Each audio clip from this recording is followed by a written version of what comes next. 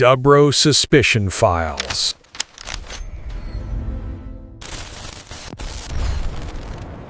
Welcome to the Deep Dive. Today, we are taking a fascinating, and I mean a frankly frightening trip to Point Pleasant, West Virginia. Right. But this isn't just a trip into folklore or, a review of a historic tragedy. We are looking at a unique and powerful convergence that occurred between 1966 and 1967.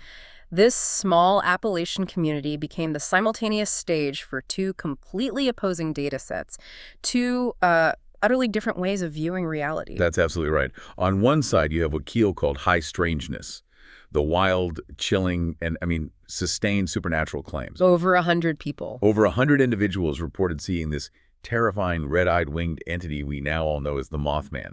And then on the other side of the ledger, you have the cold, unforgiving, hard engineering data from the NTSB regarding the sudden catastrophic failure of the Silver Bridge. And that contrast, that paradox mythology versus metallurgy, that's the absolute core of our mission today. We are essentially conducting a forensic analysis, synthesizing these two realities. We're treating the cryptid reports and the metallurgical failure not as separate incidents, but as pieces of a complex, unsettling tapestry woven together by community anxiety. Our goal is to deconstruct the Mothman prophecies, which is that powerful, retrospective cultural narrative that the creature was a harbinger of doom, a specific warning. Right.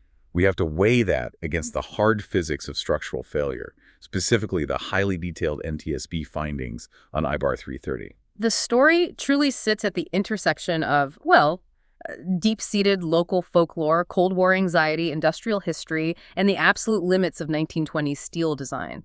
We want you, the listener, to walk away understanding not just what happened on the bridge, but why the story, the monster and the bridge resonates so deeply that it has become an enduring American myth. The events in Point Pleasant offer a profound insight into how human communities process fear and eventually profound trauma. Was the year of high strangeness truly a precursor to disaster? Or was it simply a coincidence that grief and, the human need for meaning later mythologized into a warning? It's a huge question. It is. And we need to look at both data sets with equal focused seriousness to find the answer. Okay, let's unpack this. Starting with the cultural stage that was set for this disaster. A stage that was ready for a monster to walk onto it long before the first sighting of any strange winged entity. To truly understand the intensity and sincerity of the reaction to the Mothman sightings, we have to first appreciate the psychological ground beneath Point Pleasant. The landscape was already steeped in centuries of violence, betrayal, and a deep-seated local belief in a historic malediction known in the area as the curse of Cornstalk. The source material makes it abundantly clear that this land, right at the confluence of the Ohio and Kanawha rivers, was strategically and therefore historically contested and bloody. Right. It was a critical point during the American frontier wars. The specific event that really forged this mythological framework, this cultural scar, was the Battle of Point Pleasant, which happened on October 10th, 1774. And that battle, fought between the Virginia militia and the Shawnee and Mingo warriors, was it was brutal and deadly. It was technically a victory for the colonists, and it effectively opened up the region to settlement. But the curse narrative, that comes later. Yes, the lingering foundation for the curse narrative comes 3 years later, centered on a massive failure of diplomacy and honor. That's the key distinction. The battle was war. The subsequent event was betrayal. In the autumn of 1777, Chief Cornstalk, known as 𝐏𝐻𝐃 to his people, he returns to the fortification there, Fort Randolph. But he's not there to fight.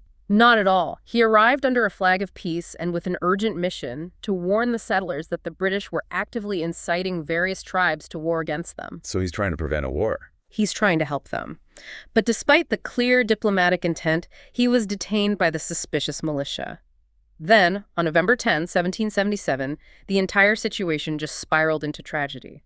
When a militiaman was killed nearby by a small rogue group of natives, an angry, uncontrolled mob of soldiers stormed Fort Randolph and in cold blood murdered Chief Cornstalk, his son 𝐿𝐿, and 2 other attending leaders. And that profound, dishonorable act instantly cemented a lasting local legend. Now, while no contemporary 18th century written record actually documents Cornstalk speaking the specific, theatrical words of the curse. Right. It's oral history. It's oral history. The local folklore, passed down through generations, claims that as he lay dying, he uttered a malediction against the land and its people. The phrasing is incredibly powerful. It is. The version repeated in countless local histories and historical pageants is something like, I came to your house as a friend and you have murdered me. For this may the curse of the Great Spirit rest upon this spot. May be cursed by nature, be its hopes be forever blighted. Wow. And this detail is critical for understanding the psychological stage of Point Pleasant in 1966. This cornstalk curse wasn't just some historical footnote. No, not at all. It acted as what the sources call a cultural container for interpreting any and all local misfortune. Before the 1966 events, Point Pleasant had suffered devastating, recurring Ohio River floods, massive, crippling fires, and often persistent economic blight. And how did the residents interpret these seemingly random natural disasters? They had a ready-made narrative structure. They attributed these ongoing traumas and setbacks to the Shawnee chief's ancient vengeance. It gave order to chaos. So when the strange, unexplained sightings of a monstrous, shadowy bird began in 1966, they weren't viewed as a totally new event. The fear was immediately grafted onto this existing supernatural infrastructure. Exactly. The community already had a mechanism to explain local trauma and inexplicable events. The Mothman simply became the latest, most terrifying manifestation of that 200-year-old blight. The folklore provided a ready-made, terrifying interpretive template. The groundwork was set. If something inexplicable and terrifying happens here, it's not random. It's the curse. It's the curse manifesting. So we have the mythological stage set. Now let's talk about the physical location where the sightings exploded, the TNT area. This place wasn't just a remote forest, it was a physical ruin with its own deep industrial anxiety. The geography is inseparable from the history. The primary location for the sightings was the McClintock Wildlife Management Area, which everyone immediately knew as the TNT area. Right. This was the former site of the West Virginia Ordnance Works, a colossal facility that operated 247 manufacturing explosives, specifically TNT, during World War II. And this facility was operational until 1945, right? And when the military decommissioned the plant, they didn't exactly perform a thorough, clean sweep. Not even close. The sources note that over 100 concrete igloos, these low domed bunkers covered with earth used to safely store highly volatile munitions, remained. And they were just left there. Just left there. Hidden in the scrub forest, often decaying, often unlocked or breached by scavengers or local kids, this created a genuinely creepy, isolated, and inherently dangerous landscape. We define this location as a liminal space, and that concept is key. It's a zone existing on a threshold. It's not fully civilized town, nor is it fully untouched wilderness. It's an in-between place, an industrial ruin being gradually, partially reclaimed by nature, and that environment informed the psychological experience of anyone who ventured there. It was characterized by extreme isolation, miles of confusing, unlit dirt roads, and significant visible pollution. I mean, there are reports of severe chemical contamination, particularly red water contamination. Yeah, where toxic runoff from the manufacturing process historically stained the landscape a desolate, toxic red. That sounds less like a wildlife refuge and more like a landscape from an apocalyptic film. It was also, crucially, a clandestine social space for the community. Right. It was known as a hidden lover's lane for local teenagers. And an easy place for illegal dumping. Exactly. So if you were out there, you were already doing something secret, possibly illicit, and certainly separated from the safety and rules of the town. You were already hyper-aware, maybe expecting trouble, or at least expecting the unexpected. And this environment was literally primed for monstrosity. The hundreds of derelict concrete igloos provided literal, ready-made caves or potential hiding places for a creature to inhabit.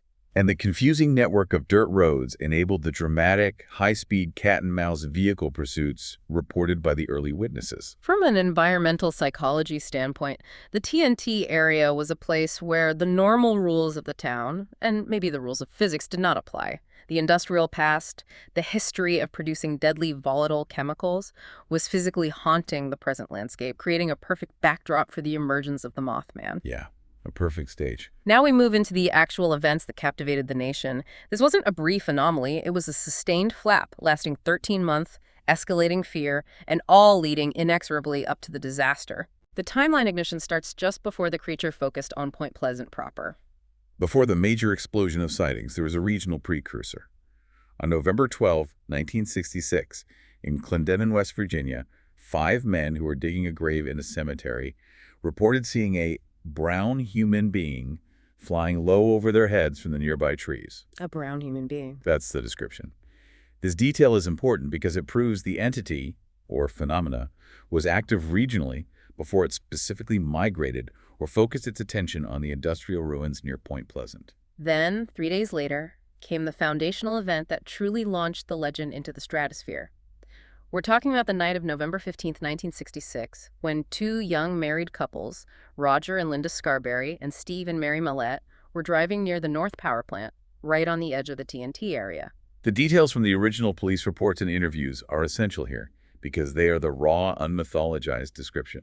It was late, around 11:30 p.m. They first noticed two large red lights inside an old, abandoned generator building. So they thought it was equipment. They genuinely thought it was a generator or some industrial light source left on. But as they stopped the car, they realized those lights were eyes set into a massive creature standing near the road. The physical description is unnervingly consistent, not just from this encounter, but across dozens of subsequent reports. It is. The entity was described as being shaped like a man, but much bigger, approximately 6 to 7 feet tall. It was grayish, black in color, bulky. And here is the defining, almost grotesque detail that separates it from just a very large bird. It had no distinct head. No head. The glowing, powerful red eyes were described as large circles set directly into the upper chest or shoulder area, giving it a monstrous non-human silhouette. They initially thought it was a very tall man, but then the wings unfurled. They were initially folded against its back, but when it engaged them, they spread out to an astonishing span that witnesses later estimated at 10 feet or more. But the core piece of high strangeness in the Scarberry report was the chase. They were driving in Roger's 1957 Chevrolet and fled the scene in absolute panic, pushing that vintage car to speeds Roger Scarberry estimated exceeded 100 miles per hour on Route 62. A 1957 Chevy pushing 100 miles an hour, racing a monster. And the creature not only kept pace, it flew effortlessly right above the vehicle. And that's the key detail. The sources specifically highlight that it was flying without flapping its wings. Which is, that's impossible from a biological standpoint. Think about that for a moment. Conventional ornithology or aerodynamics demands massive, sustained energy expenditure to keep pace with a speeding car. This creature was described as maintaining impossible speeds and altitudes, matching the mechanical limits of a vintage car simply by gliding or perhaps levitating. If it were a massive bird, even a heron or an owl, it would exhaust itself almost immediately, struggling against the car's speed. The description of effortless flight hovering right above the windshield suggests a non-biological movement. Or a control over localized gravity, a detail which Keel later latched onto. This is the moment the narrative moves decisively, from a simple animal sighting to something genuinely anomalous. The Starburys went straight to the Mason County Courthouse and reported the incident to Deputy Millard Halstead. Halstead was a professional. He knew these were reliable local kids, and he took them seriously enough to investigate. Right. He went out to the abandoned plant that night.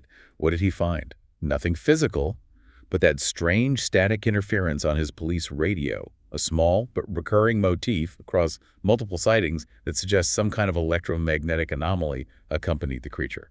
The story was now public. On November 16, 1966, the Point Pleasant Register ran the headline, "Couple see man-sized bird, creature, something." This media contagion is a critical juncture for sociological analysis. Absolutely.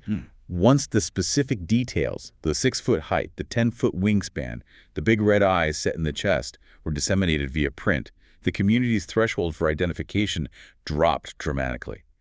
People looking at shadows, large owls, or even mundane objects suddenly had a specific, terrifying template for what they were seeing. Which fueled the subsequent wave of reports. It did, but the specificity and consistency of subsequent sightings complicates the easy explanation of pure mass hysteria.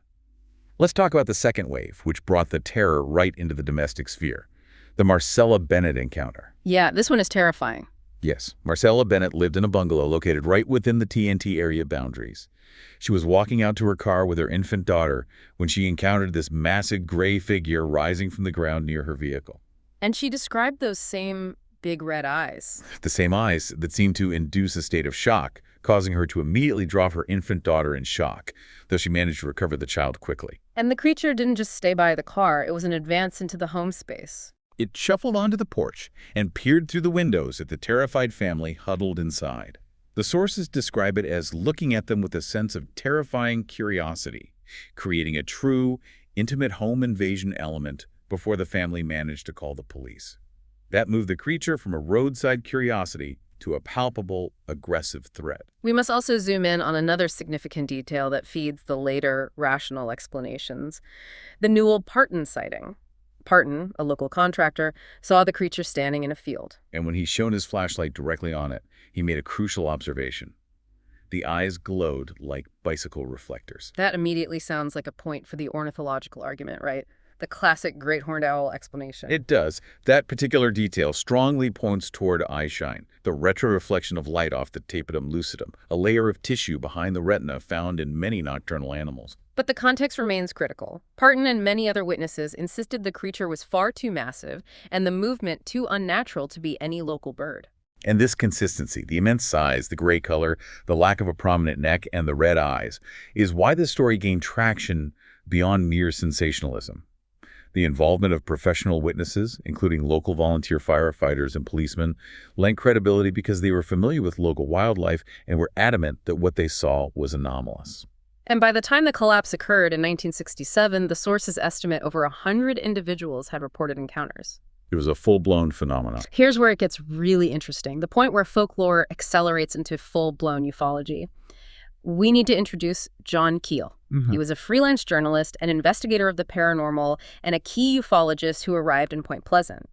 He didn't just treat this as a monster story. He expanded the narrative into a complex ecosystem of the paranormal, what he termed ultra-terrestrials, and a massive, localized, high strangeness flap. Keel's arrival and his subsequent extensive documentation fundamentally altered the cultural interpretation of the events, turning the Mothman into a pop culture icon linked to prophecy.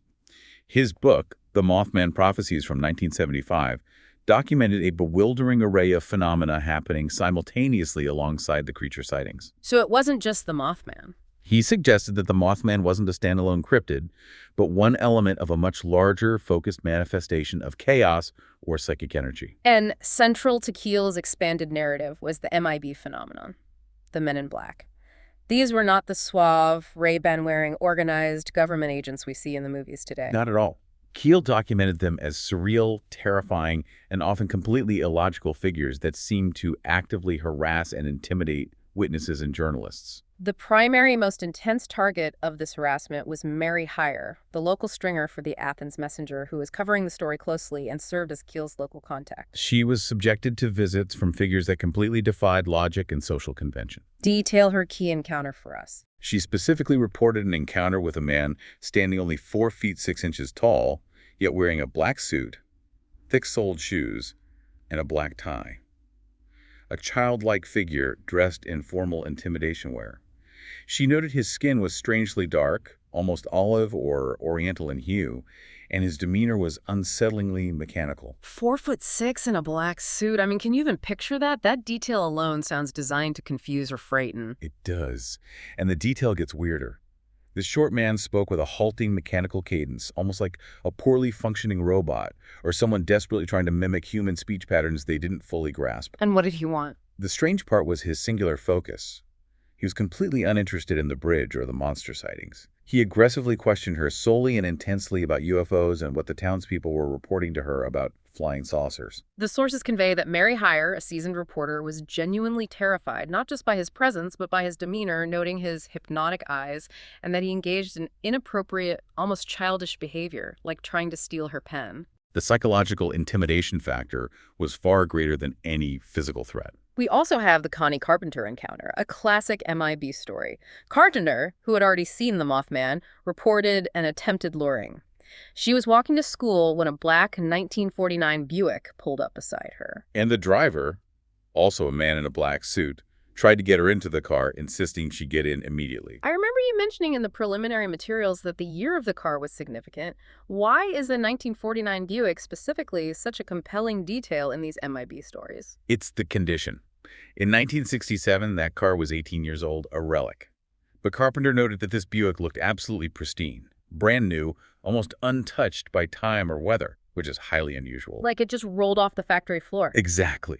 This pristine, anachronistic state is a common trope in MIB folklore, suggesting a temporal anomaly or a manufactured simulacrum that these beings weren't necessarily human or operating within normal physical constraints. And the high strangeness peaked with the Indrid-Cold connection, which brings the story into the realm of full-blown contactee mythology. What makes this story unique is that it actually predated the Mothman explosion. Yes, this sets the stage. 2 weeks before the Scarberry sighting, on November 2nd, 1966, a sewing machine salesman named Woodrow Derenberger was driving home on Interstate 77 near Parkersburg when a massive, strange craft, which he described as resembling an old kerosene lamp chimney, blocked the road. And out came the entity known as Indrid-Cold. Describe his appearance, because it's radically different from the Mothman. Derenberger described him as humanoid, about 6 feet tall, dark hair combed back, wearing a reflective, shimmering green suit. Later descriptions varied slightly, but the most singular defining feature was his expression. He bore a permanent, fixed, unnatural grin. Said he's just smiling. A permanent, fixed grin that seemed utterly out of context for the situation. And communication was entirely telepathic, bypassing human speech. What did he say? Derenberger reported their conversation in a television interview, claiming Cold stated, "Be not frightened. We mean you no harm. We come from a country that is not nearly as powerful as yours." Cold asked innocuous, almost naive questions about mundane local objects, like, "What is that called?" referring to the nearby town of Parkersburg. And this contact wasn't a one-off. Cold promised to return, which Derenberger later claimed he did, establishing regular contact. Yes, and this is where the narrative descends into high absurdity. But Derenberger's evident sincerity convinced many locals of its reality. He claimed Cold was from the planet Lanulos in the galaxy of Ganymede. Which is not a galaxy. Right. If you know anything about astronomy, it's instantly recognizable as scientifically illiterate, given that Ganymede is one of Jupiter's moons. But here is 𝐏𝐃𝐂𝐀𝐒𝐓 profound insight. He viewed this scientific nonsense not as proof of fraud by the witness, but as evidence of deliberate manipulation by the entity. So he thought the entities were purposely giving nonsense information. Yes. 𝐏𝐃𝐂𝐀𝐒 theorized that Cold, the Mothman, and the MIB were all transmogrifications, energy forms, adopting strange, sometimes pleasing, sometimes terrifying shapes designed specifically to confuse, destabilize, and manipulate the witness. At what end? To potentially cause a psychic overload that would open them up to suggestion. 𝐏𝐃𝐂𝐀𝐒 believed this activity was highly localized and designed to create panic. So 𝐏𝐃𝐂's unifying theory tied everything together. We had the giant winged entity, the bizarre black-suited visitors, and persistent UFO activity, specifically reports of multicolored orbs maneuvering low over the TNT igloos. All part of a single, focused poltergeist energy source centered on that industrial region. The whole town for 13 months was a crucible of paranormal activity preparing for something massive. Whether you believe in the supernatural elements or not, the sources confirm that the community was psychologically stressed, on edge, and actively looking for signs and warnings. Precisely. The question for the historian is, was this community stress caused by the creature, or was the creature merely the physical expression of the existing communal stress and anxiety, amplified by the folklore of the cornstalk curse? That's a powerful point. They were already looking for a monster before the mechanical failure happened. It is time for the dramatic shift in perspective. We have spent the first half of this deep dive talking about creatures, telepathy, and little men in black suits. But the true tragedy, the event that took 46 lives, was born not of folklore or aliens, but of brutal, fundamental engineering failure. That is the profound irony we must face. While everyone's attention, and 𝐏𝐃𝐂𝐂𝐻, was fixed on the skies over the isolated TNT area, the genuine, existential, lethal threat was hiding in plain sight, right in the structural steel spanning the Ohio River. It was purely mechanical. The collapse was purely mechanical, and its mechanism was insidious and silent. Let's start with the design of the Silver Bridge itself. Built in 1928, it was named the Silver Bridge due to the aluminum paint that made it gleam over the water.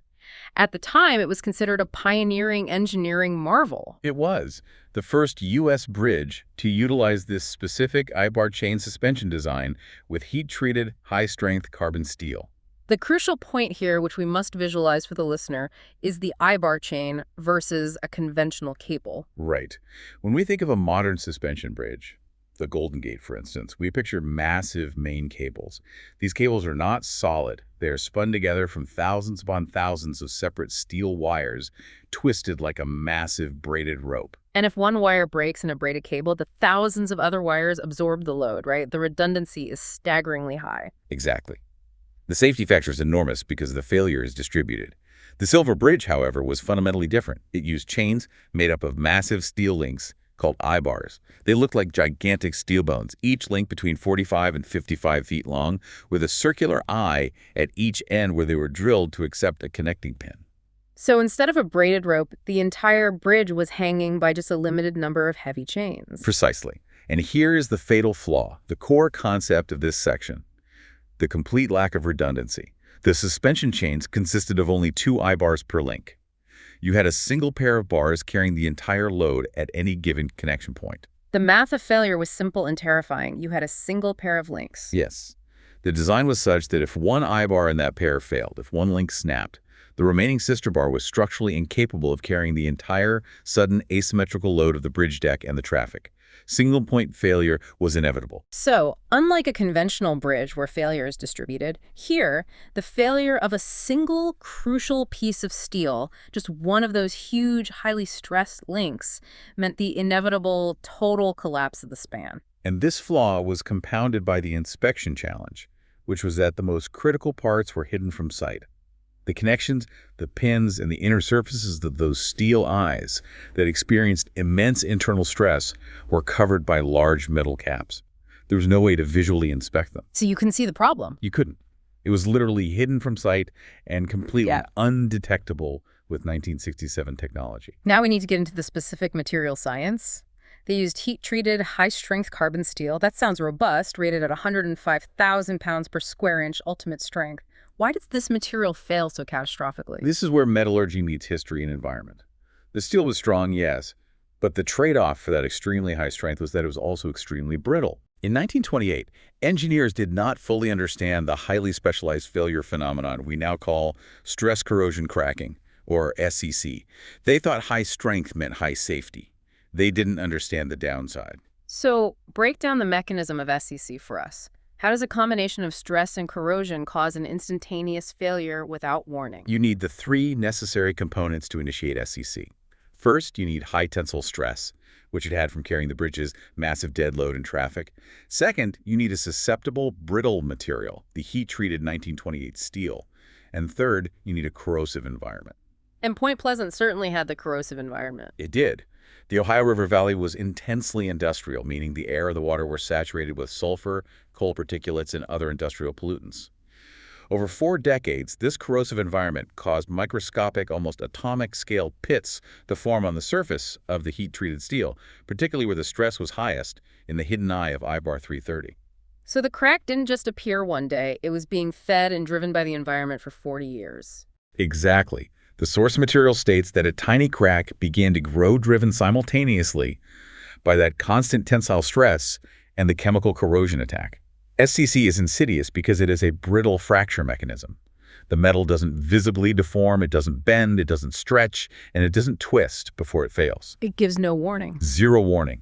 Unlike a ductile metal that gives you a visual warning, brittle steel simply shatters instantly when the microscopic crack reaches a critical depth. That's terrifying. It's like comparing glass that bends slightly to glass that just shatters. Correct. It was a ticking clock built into the original design, made exponentially worse by the industrial environment. The town was looking for a giant monster gliding above, but the true killer was an invisible microscopic crack feeding on sulfur and constant structural stress, hiding inside a steel eye. The Mothman sightings were tapering off by December 1967. The community atmosphere was tense, weary from a year of high strangeness, but the conditions on the day of the disaster, December 15th, were calm. Calm, around 30 degrees Fahrenheit, no major winds, ruling out weather as a cause. The conditions were, however, perfect for maximum load on the bridge.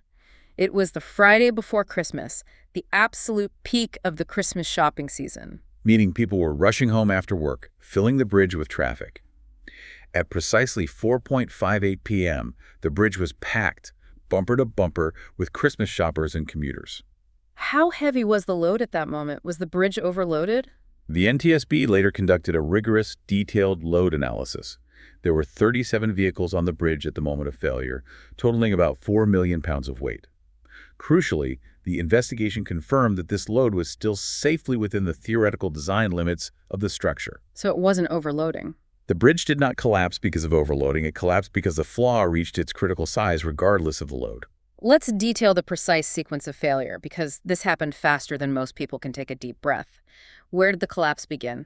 The failure initiated at joint C13N, a specific, crucial connection point located on the north upstream chain, the Ohio side span. The tiny growing crack in the lower limb of the eye of Eybar 330 reached a critical depth. And how deep are we talking? Specified by the NTSB's forensics as only approximately 0.1 inch, the thickness of a piece of cardboard. An infinitesimal flaw. Yes. But at that minute depth, the brittle, heat-treated steel experienced instantaneous, catastrophic cleavage fracture. The eye of the Eybar shattered and broke away from the pin, severing the connection point in that single chain link. And because of the non-redundant design, that entire load instantly transferred to the sister Eybar in the pair. Precisely. That sister bar was already under massive stress and was not designed to take the full, sudden, asymmetrical load by itself. It twisted off its pin almost immediately. The entire north suspension chain instantly lost all its tension. And once that north chain went, the rest of the 700-foot span became dynamically unstable. Absolutely. The structural integrity was lost. The Silver Bridge relied on the massive tension of those chains to hold its towers upright. Once the chain failed, the towers twisted and fell, destabilizing the entire structure. The deck turned over, and the whole bridge, 700 feet of steel and concrete, dumped 37 vehicles into the freezing Ohio River. And the whole thing took, what? The entire massive collapse took less than 20 seconds. I can't imagine the sensory experience for the witnesses, the sound. It was not a sound of groaning and creaking, which you might expect. Witnesses reported hearing a sudden, sharp, almost violent sound, like a shotgun or a supersonic crack. That was the sound of the brittle steel snapping instantaneously. And then silence. The sources described the silence that followed, broken only by the inevitable screams of the 46 victims and survivors, as horrifying and immediate. The sources include a couple of powerful anecdotes that really humanize the speed and chaos of this catastrophe. One of the most famous survival stories is Charlene Wood, who provided vital testimony.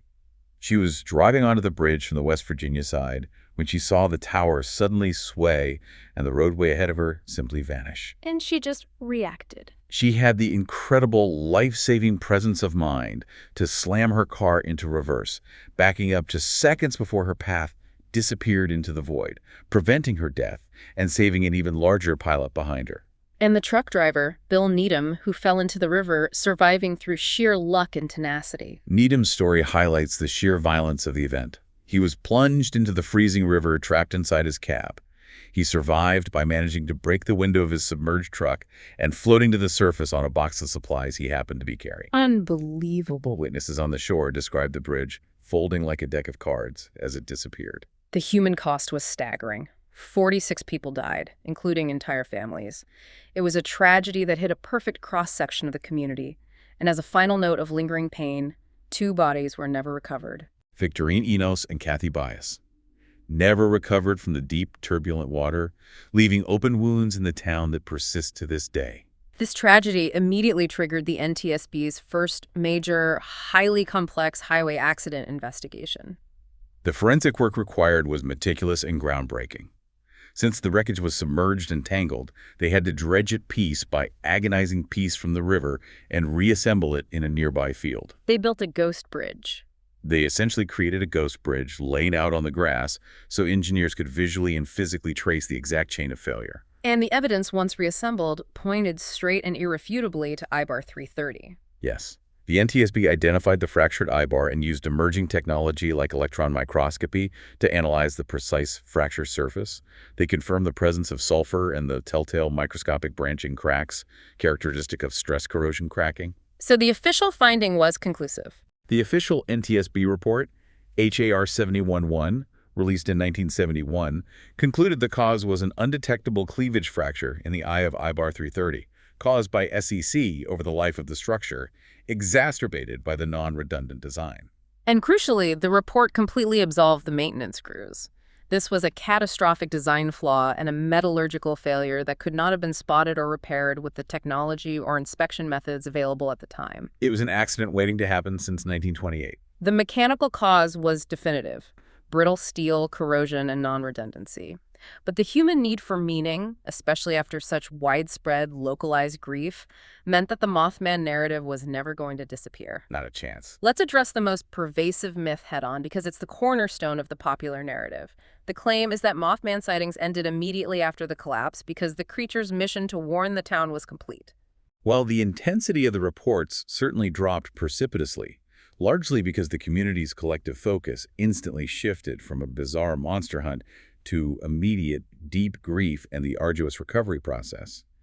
The conclusion that the entity was a supernatural warning is a textbook case of post hoc rationalization. How does that psychological mechanism work in this context? It means that the human mind imposes order on chaos after the fact. The mechanical failure of the bridge was senseless, random, and terrifyingly efficient. That kind of randomness is psychologically unbearable. So they needed a reason. The community needed an explanation that suggested they should have known, that there was a signal they missed during the year of high strangeness. So the Mothman was retrospectively cast as the angel of death, or the harbinger. It gave purpose to the panic of the preceding year. Absolutely. The sources confirmed there was no documented evidence, no police report, no newspaper interview of anyone predicting the collapse, specifically based on the sightings before December 15, 1967. The connection is thematic and emotional, not causal or predictive. The Mothman became the vessel the community used to carry the weight of the disaster. But even if the Mothman was not a prophetic warning, the disaster itself produced a very real, tangible, and national warning regarding non-redundant infrastructure. A huge warning. The Silver Bridge disaster was the direct, undeniable catalyst for a critical piece of legislation, the Federal Aid Highway Act of 1968. And that act created the National Bridge Inspection Standards, or NBIS. This is the enduring engineering impact, the reason 46 deaths saved countless others across the nation. That fundamentally changed American infrastructure safety standards, right? It did. The NBIS mandated for the first time that all federal bridges must now be inspected every 2 years by qualified, certified engineers using standardized procedures. This led directly to the identification, retrofitting, or mandated replacement of thousands of other fracture-critical bridges. So those are bridges like the Silver Bridge that lacked the necessary redundancy built into their original design. Exactly. The single-point failure I-bar chain design is now essentially extinct in U.S. infrastructure because of the 46 lives lost that day. It is a powerful, tragic legacy of reform. It forced the nation to look underneath its foundations. The lesson learned was brutal. The most terrifying monster wasn't a giant winged cryptid. It was a microscopic metallurgical flaw combined with complacency regarding redundancy. Yeah. And Point Pleasant has fully embraced this strange dual legacy. They haven't tried to suppress the folklore because they realize the monster is part of the story of the disaster. In fact, they monetize it brilliantly. They do. The town hosts the annual Mothman Festival, attracting between 10,000 and 15,000 visitors yearly. And the cultural link is physically cemented right in the center of town. There's the 12-foot stainless steel Mothman statue, gleaming like the aluminum paint the bridge once wore, linking the two silver giants visually. And the Mothman Museum is a shrine that displays props from the 2002 movie alongside actual pieces of the Silver Bridge wreckage. They have physically fused the myth and the material failure into a single narrative. It drives home the thematic conclusion perfectly. The connection between the silver-painted bridge and the gray creature is thematic, born of collective tension, not causal. Right. Both were silver giants that loomed over the town, representing awe, potential progress, and sudden terror. One story is a tragic case study in chemistry and physics. The other is a compelling case study in folklore, anxiety, and the human need for warning signs. Both changed Point Pleasant forever. What an intensely detailed deep dive into convergence. We started with the terrifying reports of a 7-foot entity gliding at 100 miles per hour, harassing a local journalist, and talking telepathically to a sewing machine salesman about planets and galaxies. But the definitive scientific answer to the catastrophe was simple and mechanical: brittle steel, stress corrosion cracking, and non-redundant design. The real story, however, is defined by the community's profound human need for a supernatural warning to impose order on senseless death. The Silver Bridge collapse taught us an absolute critical lesson about structural redundancy. We must design systems that can fail safely. And the Mothman, meanwhile, was a mythological warning sign about collective anxiety and the need for narrative coherence. We successfully learned the hard lesson about non-redundant infrastructure in 1967, and we legislated against it. We did. We must now ask, how many undetectable flaws exist today in the foundational myths or the critical physical infrastructure we rely upon, waiting for the perfect confluence of stress and corrosion to reveal them in a catastrophe that may once again be preceded by inexplicable high strangeness? That is the question that Point Pleasant forces us to consider. Something to think about long after this deep dive ends. Thank you for providing the comprehensive source material for this fascinating and sometimes frightening deep dive.